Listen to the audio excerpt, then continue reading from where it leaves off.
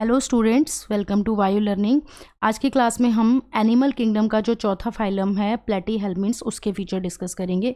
तो पहला फीचर जो प्लेटीहेल्मिन्ट्स का है वो क्या है कि इनका जो कॉमन नेम है हम क्या बोलते हैं, इनको फ्लैटवर्म्स बोलते हैं। क्यों बोलते हैं हम इनको फ्लैटवर्म्स? क्योंकि इनकी बॉडी जो है वो डॉर्सो वेंट्रली फ्लैटन्ड होती है। इसका मतलब क्या हुआ, बॉडी का अपर और लोअर सरफेस जो है वो दोनों साइड से फ्लैट होता है। जैसे कि यहाँ पर हम टेप फॉर्म में देख रहे हैं, ऊपर की साइड और नीचे की साइड यानी डॉर्सल वेंट्रल दोनों ही साइड कैसी होती है, इनमें फ्लैट होती हैं। इस वजह से इनकी बॉडी जो होती है वो कैसी कहलाती है, इनको क्या बोलते हैं हम, फ्लैटवर्म्स बोलते हैं, यानी डॉर्सो वेंट्रली फ्लैटेंड बॉडी होती है इनकी।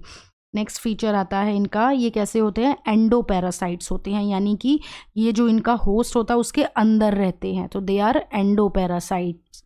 उसके बाद है सिमेट्री। अब देखो यहाँ से प्लेटीहेल्मिन्ट्स से लेके आगे जितने भी फाइलम है सब में एक ही सिमेट्री देखने को मिलेगी। कैसी? Bilateral symmetrical. तो ये कैसे होते हैं, बाइलेटरली सिमेट्रिकल होते हैं ये।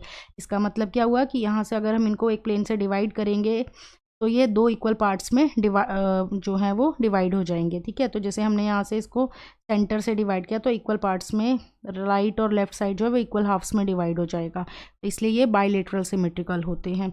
नेक्स्ट जो है ये कैसे होते हैं, ट्रिप्लोब्लास्टिक। इसका मतलब इनके अंदर तीनों जर्म लेयर्स होंगी, मीजोडर्म भी प्रेजेंट होगी, एक्टोडर्म और एंडोडर्म तो होगी पर मिडल लेयर जो मीजोडर्म है वो भी प्रेजेंट होगी। उसके बाद आता है ये कैसे होते हैं, इनके अंदर बॉडी कैविटी एब्सेंट होती है, और जिनमें बॉडी कैविटी एब्सेंट होती है उनको क्या बोलते हैं, ओसीलोमेट। उसके बाद है ऑर्गन लेवल ऑफ ऑर्गेनाइजेशन होता है यहाँ पर। अब देखो याद रखना, प्लेटीहेल्मिन्ट्स में ऑर्गन लेवल ऑफ ऑर्गेनाइजेशन होता है, बाकी हम इसके आगे अब जब पढ़ेंगे तो वहाँ से ऑर्गन सिस्टम लेवल शुरू हो जाएगा। ये पहले जो हमने अभी तक पढ़े थे टीनोफोरा, सीलेंट्रेटा, इनमें टिश्यू लेवल का ऑर्गेनाइजेशन था। पॉरीफेरा के अंदर सेलुलर लेवल पे ऑर्गेनाइजेशन था। प्लेटीहेल्मिन्ट्स में ऑर्गन लेवल पे ऑर्गेनाइजेशन है।